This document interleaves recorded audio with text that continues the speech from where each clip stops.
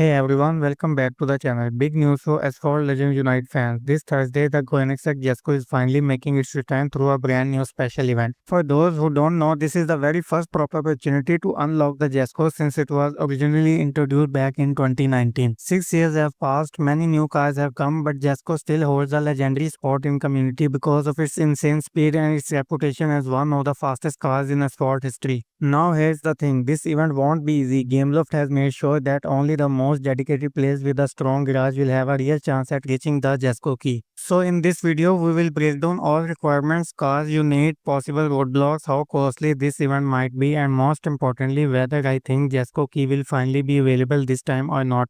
Special events in Asphalt Legends Unite are nothing unusual. They are designed around a series of stages that require multiple high-class cars. Each stage comes with specific star requirements, and if you don't already own and upgrade the needed cars, progress simply stops. It's Gameloft's way of pushing players to invest in their garages while adding a layer of exclusivity to top-tier cars. For Jesko event, things won't be much different. You will need a lineup of rare cars, most of them in S-Class, and only by upgrading them to the required levels can you move closer to the ultimate prize, hopefully Jesko key. And if history is any indication, Gameloft is unlikely to make those final milestones either cheap or easy. The first major requirement is the Maserati MC20. This B-class car was first introduced during Drive Syndicate 10, and many players managed to pick it up back then. While it's not a game-changing car, it's still a solid option in its class with balanced stats and smooth handling. Since a good number of players already own it, this requirement should not be a major roadblock. If you were active during DS10, there is a good chance you have upgraded it enough to comfortably clear the early stages of the event. Next up is the Porsche 918 Spider, a very solid A-class car that's been part of Asphalt Unite for years. It has good nitro efficiency and top speed, but the handling can feel a little off due to its wider drift radius. Still, the Porsche 918 is widely available in the Legend store, meaning that if you don't already have it maxed out, you can slowly work on it using tokens and blueprints. In reality though, if you don't have this car at a high star count by now, then aiming for the Jesko might not be the best use of your resources. That's just the reality of how demanding these events are. Then we have the Aston Martin Victor. This one was initially introduced through the Legend Pass, which means not everyone went for it when it first arrived. Performance-wise, it's a fun car with decent acceleration and an average handling feel, though the drift is still enjoyable. It might not have the absolute best performance in every area, but it's definitely a joy to drive. Over time, Victor has shown up in car hunts and other events, so it's not as rare anymore.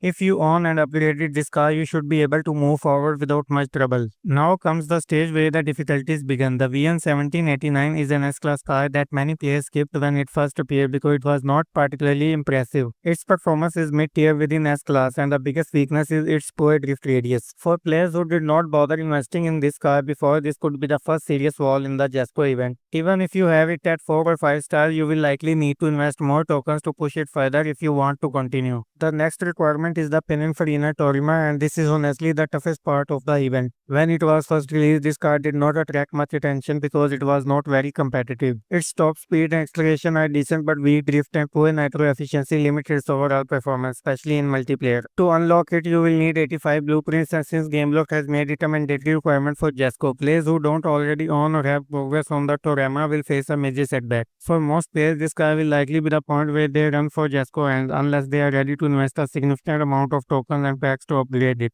Finally, we come to the DS Vian. This car has some serious strengths, great acceleration and high top speed, though it does feel heavy and floaty while driving. It has had both a special event and spotlight appearance in the past, but it still requires a lot of investment to max out. If Gameloft decide to include the Vian key as a reward within this Jesko event, then players who don't already have it unlocked will face yet another expensive step. And given that it's an S-Class car, you will need a lot of blueprints and epic parts to take it all the way. Now let's talk about the car we are all here for, the Koenigsegg Jesko. Even after 6 years, Jesko is still one of the fastest cars in the game, capable of reaching speeds over 520 km per hour. Its stats put it among the absolute elite of S-Class, and it's a monster in both multiplayer and gauntlet. Of course, like every top car, it only shines when it's 6-starred and fitted with epic import parts. And that's exactly why Gameloft structure events like this. They want players to commit heavily in order to not just unlock the car but also maximize its potential. Now let's address the question that's on every player's mind. Will Jesko key actually be available in this event? Based on Gameloft history, I do believe it finally will be. It makes sense since the car has not been obtainable for years and the community has been asking for it non-stop. That said, don't expect it to come easy. The final milestone will almost certainly require fully matched sporting cars, especially the Taroma and the Vian, which means spending thousands of tokens unless you already have those cars close to finished. Reality is this event is not meant for everyone. If you're a casual player with an average guy, the Jesko key will likely be out of reach and that's perfectly fine. Events like this are designed to reward long-term grinders and dedicated players who have been building up their collections for years. For newer players, it's more about enjoying the experience, picking up some decent rewards along the way and using it as preparation for future events. My advice to you, if you already own most of the required cars at a high star level, then this might be your best opportunity to finally add the Jesko to your garage. But if you are far behind on the requirements, don't waste all your tokens here. This event is extremely demanding and it's smarter to focus on cars and events you can realistically complete rather than chasing something that could drain all your resources without any guaranteed success. So what about you? Are you planning to chase the Jesko this time or will you save your tokens for upcoming cars like the Mosley Super GT? Let me know down in the comments. Don't forget to like this video and subscribe my channel. Thanks for watching.